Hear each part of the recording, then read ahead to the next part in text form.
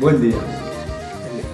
Segunda entrevista que va a realizar la televisión local AlcoTV, y si el personaje primero era requerido de obligado cumplimiento por aquello del pregón de la fiesta, en este caso la entrevista va a ser con una persona relevante y de suma relevancia para Garrovilla y para la diáspora, como él le gusta decir. La persona a la que vamos a entrevistar ha sido un precursor en varias facetas de la vida, aunque más que entrevista, a mí me gustaría llamarla conversación entre amigos. ¿De acuerdo, Teófilo? De acuerdo. Dispuesto. Teófilo Domínguez de Clara, garrovillano desde 1943, tiene el privilegio de ser iniciador de la penúltima jornada de publicaciones sobre Garrovilla y sobre garrovillanos. A la suya siguieron publicaciones de todo tipo, poéticas e históricas, incluso recogidas de personales garrovillanos. Pero dejemos que sea Teófilo quien nos embauque y nos cuente sus vivencias sociales, literarias y culturales. Teófilo, ¿cuántas publicaciones has hecho a lo largo de tu dilatada vida? Pues he hecho dos y media, por decirlo de alguna manera. O sea, se iniciaron la primera se reeditó, o sea, son dos, más la reedición que es más completa, obviamente, que la primera, ¿no? Garrovillas de Alconeta en 1940-1960. Abarca, no con exactitud, pero esos 20 años. Y en la reedición se mejoró. Sí, claro, por supuesto. Luego también hiciste un especial sobre ave, flora y fauna en la época. Sí, es el registro que llevaba el ayuntamiento de premiar a los cazadores de aves, de rapiñas y de alimañas de todas clases. Lo iban anotando y el premio que correspondía, que eso obviamente está es una contradicción con el conservadurismo de hoy hacia los animales y hacia toda clase de... Lo que cambia la vida, Sí, sí, por supuesto. Teófilo, como otros muchos garrovillanos, tuvo que hacer un día las maletas. No sé si las maletas o la maleta. Las maletas. Y gracias. En aquella época se iba a buscar el sustento. ¿Cuál fue el primer destino laboral y los sucesivos, si los hubo, que seguro que sí? Y cuéntanos un poco, en la vida laboral, aquellos conflictos que comentábamos el otro día, aquellos conflictos de la mina allá en Asturias. A ver, pues haciéndolo un poco cronológicamente, yo pensaba marcharme a Cataluña, pero unos parientes de mi madre, hombre, que se venga a Asturias, que aquí hay trabajo, puede empezar a trabajar enseguida y tal, ningún problema. Bueno, yo me fui a Asturias y empecé a trabajar en la construcción. Todo era el día 30 de agosto de 1960 cuando marché allá, y efectivamente al día siguiente empecé a trabajar en la construcción. Y como en Asturias la climatología es muy adversa muchas veces, o sea, llueve mucho, en la construcción no se ganaba un duro, y entonces me vi obligado a entrar en la mina, que allí siempre entrar, obviamente abajo, en lo que no es la explotación del carbón propiamente dicho. Allí estuve un año. En la mina, obviamente, había bastante movimiento, eran las grandes huelgas de 1963, que fueron de las más fuertes que se habían realizado contra el franquismo en aquella época, porque la huelga, además del asunto laboral, tenía una connotación política en el trasfondo, ¿no? Claro. Y añadir también, que no lo había dicho, que para mí el primer mes fue lo más difícil que yo he superado en mi vida. Te acordabas de la novia, de los amigos, de la familia. El primer mes se me hizo una eternidad. O sea, hoy no sé si sería capaz de superarlo, pero fue muy, muy duro. Y además tampoco, como la climatología no prestaba, ahí metido entre aquellas montañas en el Valle del Nalón, concretamente en la Felguera. Aparte de lo laboral, alguna vez me comentabas que era también una especie de exilio voluntario por la época que se vivía. Sí, bueno, eso fue, digamos, ya cuando ya llevaba allí, ya se superaron las huelgas, se acabó aquello. Me edificio oficial que había allí en Sama, digo, trabajo en Alemania, para los que quieran apuntarse, etcétera, etcétera. Entonces yo fui y me apunté, ponía el título Trabajo duro aguantando calor, y efectivamente fue así. Y entonces me apunté para irme a Alemania. Aquello fue una especie de exilio político voluntario, obviamente, ¿no? Por los momentos difíciles que se vivía, y además que uno, de forma que políticamente hablando es una contradicción, porque me voy huyendo de pero si queremos luchar contra el sistema, ¿entiendes? Tiene que ser desde dentro, no desde fuera, porque desde fuera es muy cómodo. Sí, así es. ¿Qué familias dejabas y qué te llevabas? No, yo iba solo, ¿entiendes? Estaba soltero, tenía 18 años, y o sea que no dejaba atrás pues toda la familia. No había incluida, claro, evidentemente. Por supuesto. Aparte de la vida laboral, Teófilo es un hombre involucrado en los movimientos sociales de aquellos años convulsos de finales de la dictadura y principios de la democracia. Teófilo, ¿cuál fue el acicate que te estimuló para desarrollar en ti ese sentido de poner a nuestro alcance las publicaciones y los conocimientos que adquiriste? Bueno, pues eso ya lo he explicado, me parece, en alguna otra ocasión. Parece una contradicción, pero es así. Yo, después de la mili, estuve la mili en Cáceres y en Madrid, luego regresé al Prat, y se publicó, luego ya en el año 77, paralelo con Alconetas, se editó, aún se está editando, una revista local que se llama Delta, en referencia al Delta del Llobregat, sí, donde está radicado. Yo, que en aquellos tiempos obviamente ni sabía catalán ni nada, lo vi y me llamó la curiosidad, aunque estaba escrito en catalán, pero no, aquello me estimuló un poco para aprenderlo, ¿no? Total, que participé en el concurso, se salían 10 preguntas cada semana, eran 100 preguntas, y a mí aquello me engrescó, de forma que aquello me permitió conocer la historia del Prat antes que la historia de mi propio pueblo. Pero, en fin, contacté con un señor que había en el Prat que se llamaba Jaume Codina y Vilá, que era doctor en historia, era toda una personalidad, premio de Sant Jordi, de la Generalitat y todo esto, un hombre que me trató siempre muy bien, y sin él saberlo me animó, digamos, fue un poco el animador. Uno de los acicates. De los acicates para poder. Bueno, el estar en la diáspora, como a ti te gusta decir, te facilitó la recogida de datos de aquellos personajes que estaban allí contigo para luego plasmarlo en los libros, en lo referente a Garrovilla. Bueno, obviamente estando allí en Cataluña había personajes que me facilitaban el sentido de la proximidad, ¿no? Sí. Y había, digamos, cuando venía al pueblo pues aprovechaba para los que estaban aquí. ¿Cuáles de los personajes que entrevistaste a lo largo de las publicaciones te causó una mejor impresión o sus vivencias eran relevantes? Bueno, el personaje que más me impactó fue Félix Álvarez, el Pilongo, que como más o menos todo el mundo sabe, estuvo 20 años en el exilio, estuvo en Argelia, luego después en Checoslovaquia y estuvo todo el tiempo, ¿no? Con este hombre me entrevisté un par de veces en Reus, fui allí a su casa, y Pedro Évole, que fue, digamos, un poco como el dirigente, no un poco, mucho el dirigente local de más prestigio. Durante la época. Y con este tuve la ocasión de entrevistarlo varias veces porque vivía en Cornellá y yo en el Prat, y además había una cierta relación familiar, por decirlo de alguna manera. Y fueron los dos personajes más relevantes.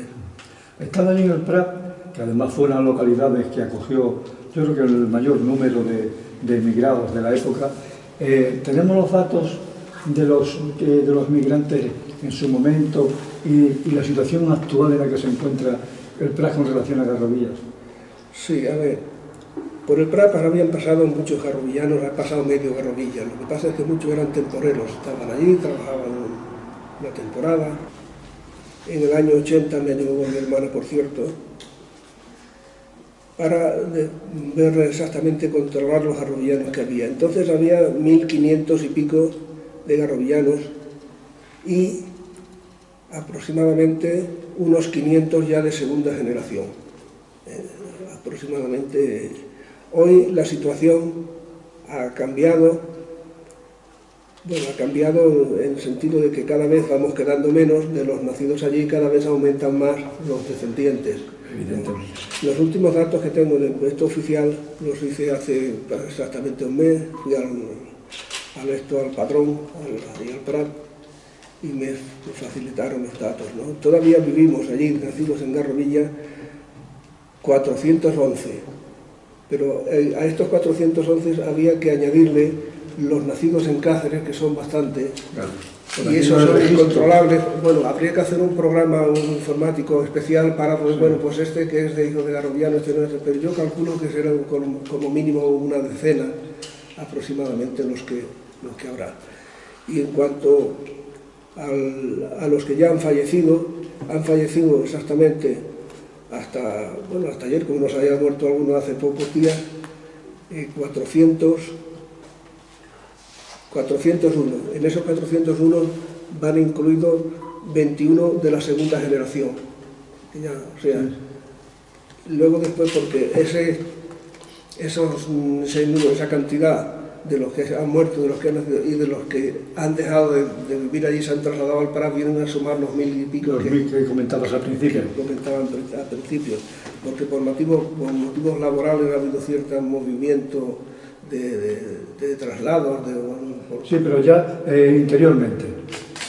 Movimiento de traslado interiormente. Y regresar al pueblo, yo calculo que ha podido regresar una centena porque han sido muy pocos los que han, esporádicamente ha ido regresando algunos, pero no.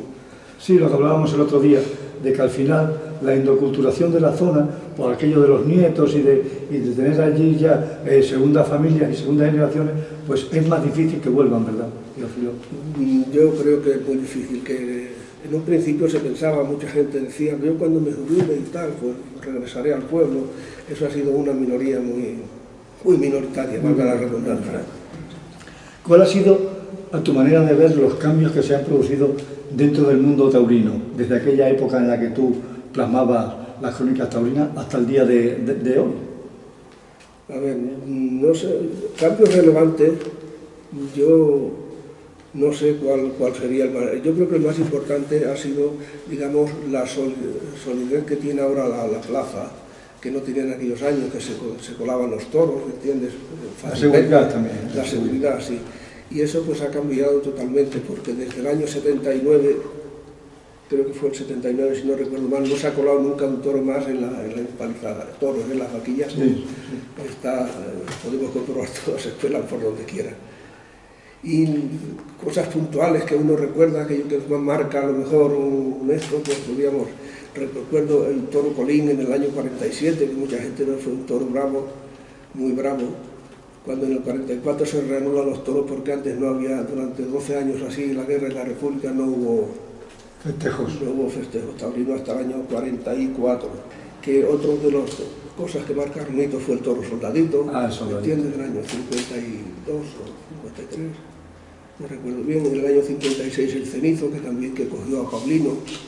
También fue un toro muy bravo, el toro que saltó al pozo, que es 75, y ha habido por ahí algunas cogidas, digamos, graves, como desgraciadamente la de Fernando. Sí, Fernando Hurtado.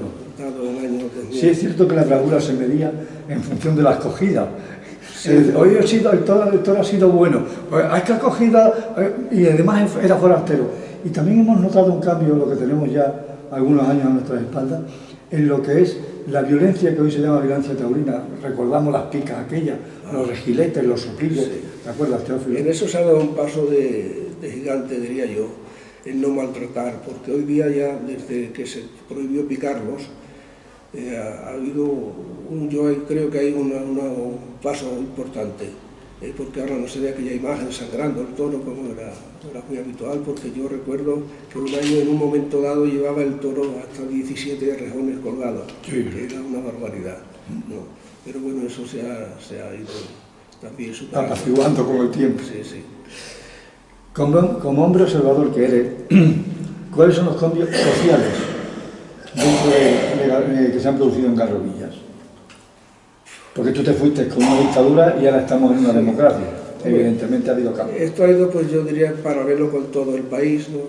Todo, la cuestión, digamos, de las libertades y esto democrática ha ido en paralelo en todo el país.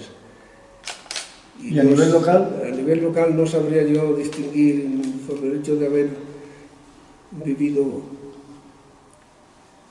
tantos años fuera, a veces se te escapan las cosas, ¿no? Y los cambios que hay a veces son paulatinos y no los aprecias si no es una cosa puntual que sea destacada. Y en infraestructura sí que también ha habido cambios, ¿verdad? Hombre, claro, esto también, pues como ha sucedido en la mayoría de los pueblos de España, los ayuntamientos en todas partes han sido un acicate importante en la cuestión social y política, tanto en el urbanismo como en infraestructuras, bien sean colegios, bien sean polideportivos, bien sean otros tipos de centros. Eso también se ha... Sí, aquellos gorrones que teníamos en la calle, o aquellas colas en las fuentes de agua, ¿te acuerdas? Que teníamos que hacer colas para recoger la cántara de agua. Luego también otra de las cosas que hubo fue cuando, si os acordáis, la copa aquella, la fuente que pusieron en el medio de la plaza, sí. Que el precursor de ello fue Fernando Bravo. Sí, sí, correcto. Y aquello duró 12 años, creo que terminó, que iba desde el 80 al 92, si no recuerdo mal las fechas esas. Eso fue otro cambio que hubo, pero luego afortunadamente la fuente se quitó, volvió el pozo, que es más típico. Sí, es que además era época de bonanza económica y había que invertirse, aunque no estuviera de acuerdo con el entorno, así. ¿Cambiamos de tercio? Sí, no hay ningún problema. ¿Cuál es la situación actual y cómo vivís los emigrantes en Cataluña, el momento actual, con referencia a los movimientos secesionistas? A mí, con bastante, yo diría a veces, no sé si pasotismo sería la palabra adecuada, porque a mí me sorprende que cuando vas en el autobús, en una cola determinada, prácticamente nadie habla del asunto político. En cambio, el fútbol, ¿me entiendes?, eso es una realidad que se da ahí. Y yo me parece que la gente no se lo toma en serio, si esto puede acabar por fin en un choque de trenes o al final ¿cómo se llama?, el Seny català o la rauxa, o sea, en el sentido de ser coherente y tal y cual. Y la rauxa es el empuje, ¿entiendes? Sí, sí. Más esto. El querer conseguir a costa del movimiento secesionista, más o menos. Ya que estamos en Cataluña y viviendo el día que estamos viviendo, no puede por menos desde el Conectar, y me imagino que de nuestro sentimiento particular, dar el pésame a aquellas víctimas en Barcelona por el atentado criminal de ayer. Y bueno, seguramente que habrá que solucionarlo también algún día. Sí, por supuesto, estamos obligados moralmente a sentirnos con quien se siente dañado en estos casos. Solidarios también. Durante unos años se desarrollaban jornadas de convivencia entre el Prat de Llobregat y Garrovilla. En los últimos años no se han llevado a efecto. ¿Sabemos la causa y existe alguna posibilidad de volver a retomarlo? La posibilidad depende de la voluntad política. Los dos ayuntamientos, el Prat y Garrovillas, tienen un protocolo firmado, un protocolo de hermanamiento firmado en 1997, que en realidad debería haberse continuado periódicamente, pero en estas circunstancias parece que la cosa no está muy... Las causas yo creo que serían varias, pero no creo que será difícil hacerlo. Lo que se palpa en el ambiente. Aquella jornada de convivencia, alguna vez cuando hemos hablado, ¿tiene algo que ver con ellas la UNESCO y tu papel que desarrollaste en ella? Bueno, sí, efectivamente. El tema de la UNESCO, yo fui socio cofundador de la asociación UNESCO del Prat, o sea, un club, una asociación UNESCO, la Asociación UNESCO del Prat de Llobregat, y pertenecíamos a la Federación Catalana de Clubs y Asociaciones UNESCO. Aquello fue como la primera vez, los dos ayuntamientos, el Ayuntamiento de Garrovilla no participó, cuando fue la primera estándar hasta ya la primera comisión, perdón, el primer intercambio. El primer intercambio que fue, digamos, particular, ¿no? Particular en el sentido de organizarlo. Sí, que no había nadie oficial detrás del movimiento aquel. Entonces nosotros hoy vamos a pedir una ayuda al ayuntamiento, una subvención para el tema, pero claro, lo que yo le decía a mis compañeros, digo, bueno, allí yo me presento a pedir Teófilo Domínguez, bueno, ¿y quién es Teófilo Domínguez? ¿Quién representa? ¿Quién hay detrás? Claro. Y todo esto, pues entonces, digo, mira, lo mejor que hay es pedirle ayuda a la UNESCO, que ellos nos apoyen moralmente y técnicamente para que, digamos, eso se pueda llevar a cabo, y nos dieron una subvención de 275.000 pesetas, que en el año... De la época. De la época, el año 95, pues eso... con aquello y una rifa que hicimos sacamos 500.000 y pico de pesetas y pudimos, digamos, hacer todos los eventos que se hicieron, una comida y demás. Como administrador, que fuiste de la UNESCO, cuéntanos un poco aquella isla tuya a Palestina y algún proyecto también que tuviste con Cuba. Bueno, la UNESCO teníamos varios proyectos de cooperación con algunos países, por ejemplo con Palestina. En Palestina teníamos la subvención de una casa cultural que estaban formando ahí unos palestinos, digamos, palestinos de tendencia católica, de tendencia no era judía. Concretamente la casa cultural estaba en Belén. Y después también lo de Cuba. Sí, una casa de la época colonial, sí. No me salía la palabra. Había allí, digamos, y nosotros la adoptamos, por decirlo de alguna manera, y fuimos enviando fondos hasta que se construyó de nuevo, se rehabilitó. Se rehabilitó. Uh-huh. Y normalmente hacíamos otros tipos de proyectos de cooperación. Y también hicimos varias jornadas internacionales contra el racismo, contra la xenofobia, contra el hambre.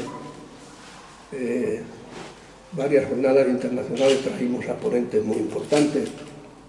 Incluso Federico Mayor Zaragoza, que era entonces director general de la UNESCO con la sede en París, nos visitó varias veces. Tuvimos digamos, el honor de que nos recibiera. Incluso una vez en el despacho que tiene ahora en Madrid también fuimos a entrevistarnos con él, y nos trató siempre muy bien. Sí, la verdad es que la UNESCO ha desarrollado y está desarrollando siempre movimientos sociales en zonas donde más se necesita. Así y a pesar de que fue 12 años director general, Estados Unidos no pagaba la cuota para que económicamente se fracasara Mayor Zaragoza, que era el objetivo que tenía. ¿Entiendes? Pero mereció la pena. Yo me siento muy satisfecho de haber tenido el honor de cenar al lado de Mayor Zaragoza, ¿entiendes? Y que nos visitó varias veces en el Prat, y también pues otros ponentes en conferencias que hicimos de varios tipos. Uh-huh. Y me sentí fue un proyecto. Lo que pasa es que yo dejé las finanzas de la asociación, y aquello luego después los sustitutos que tuve al cabo de 5 o 6 años, aquello se fue al garete.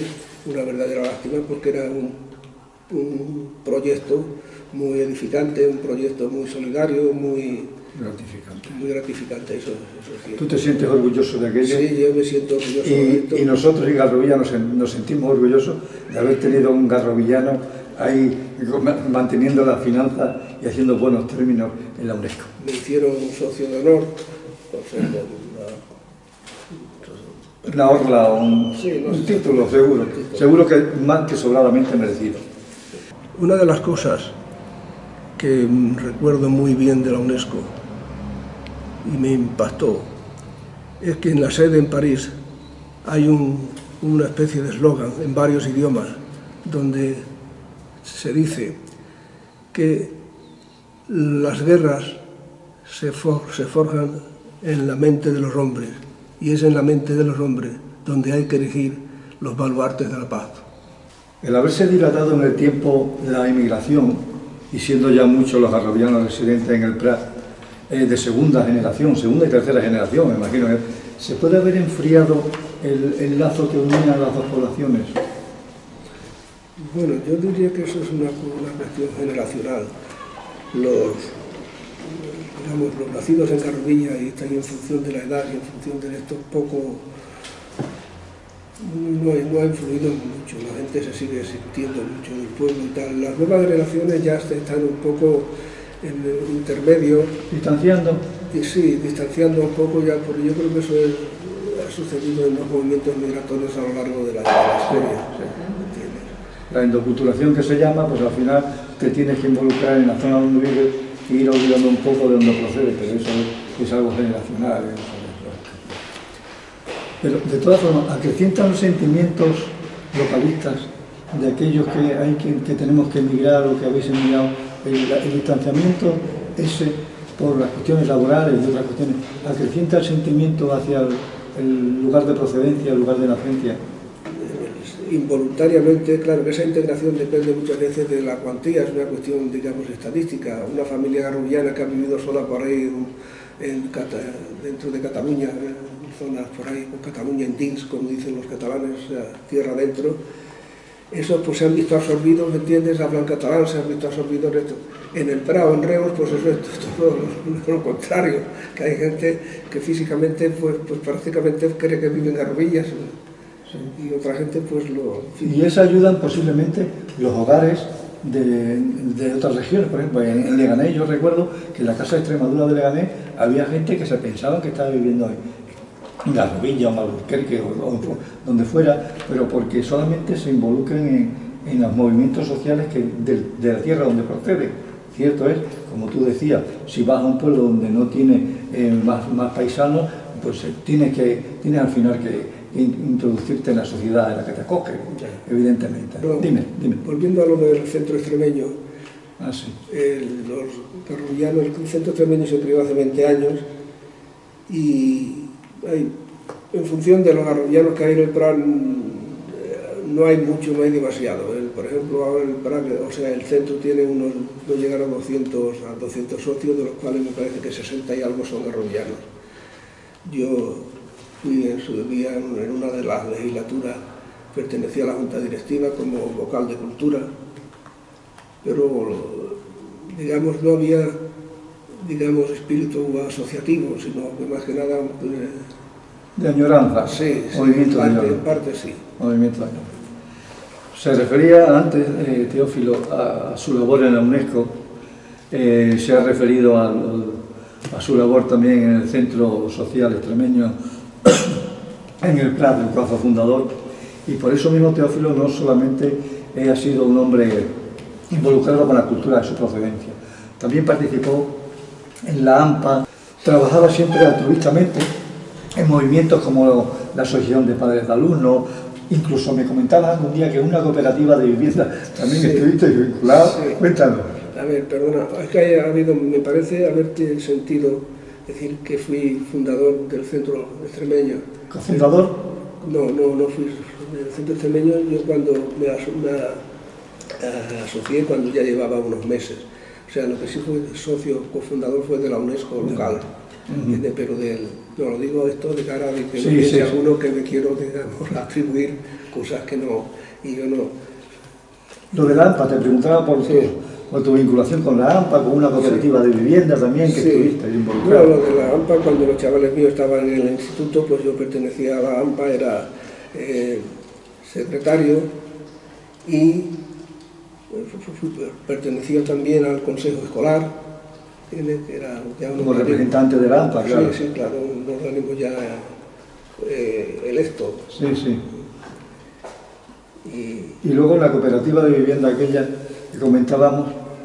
Sí, también yo cuando llegué al Prat, después de la mili, había unos chavales, muy buenos chavales eran entonces, ahora ya son más o menos mayores, que querían fundar una cooperativa de viviendas. Entonces estaba el boom en la construcción en los años del desarrollismo y demás.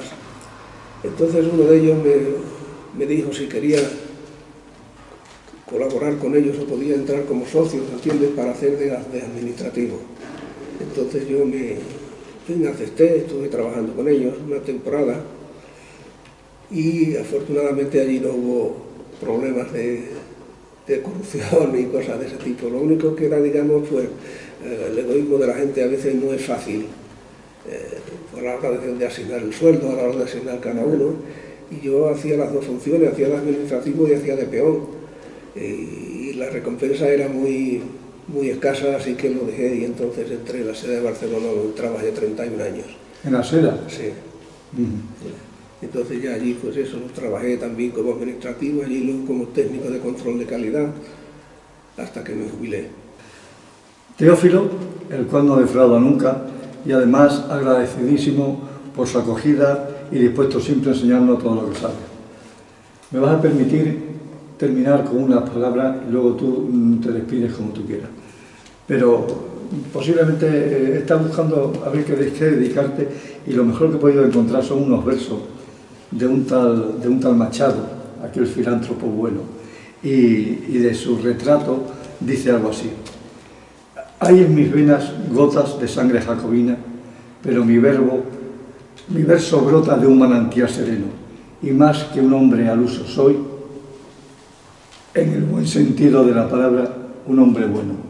¿Estás de acuerdo con esos versos de Machado? Sí, la verdad es que Machado me encanta. He estado 2 o 3 veces en la tumba de Machado porque es una persona que sí me ha llegado al alma. Y con Ligore ya, cada vez que lo he visitado, me llega al alma, vaya. Y bueno, tanto siempre me recuerdo de eso, del patio de Sevilla, Mi juventud son recuerdos de un patio de Sevilla. Estos versos pertenecen a ese poema. Castilla lejana y sola, metida en tus andrajos, desprecias cuanto ignora. Y luego ya frases Freudian, o sea que me agrada esa... Te emociona. Esa referencia, sí. Terminamos, Teófilo. Dinos lo que quieras para este nuevo proyecto que tenemos de televisión local, en el que siempre has sido iniciador, y seguramente que si estuvieras activo estarías colaborando sin que esto cierre la puerta de alguna posible colaboración tuya próxima en el plan para esta televisión local. Bueno, yo estoy, digamos, agradezco que os hayáis acordado de mí.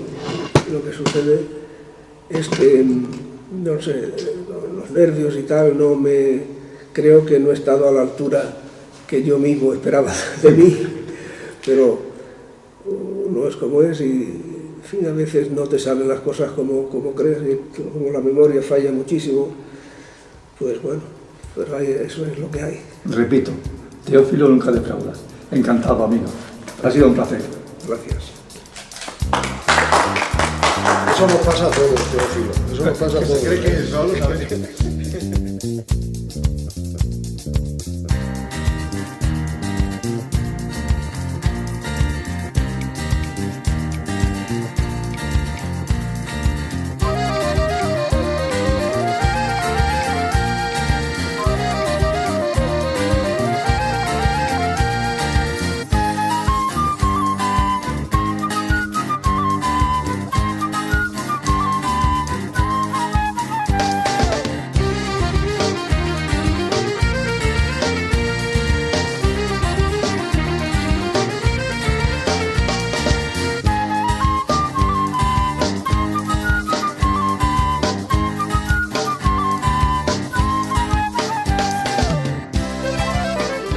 Una de las cosas que recuerdo muy bien de la UNESCO y me impactó es que en la sede en París hay una especie de eslogan en varios idiomas donde se dice que las guerras se forjan en la mente de los hombres, y es en la mente de los hombres donde hay que erigir los baluartes de la paz.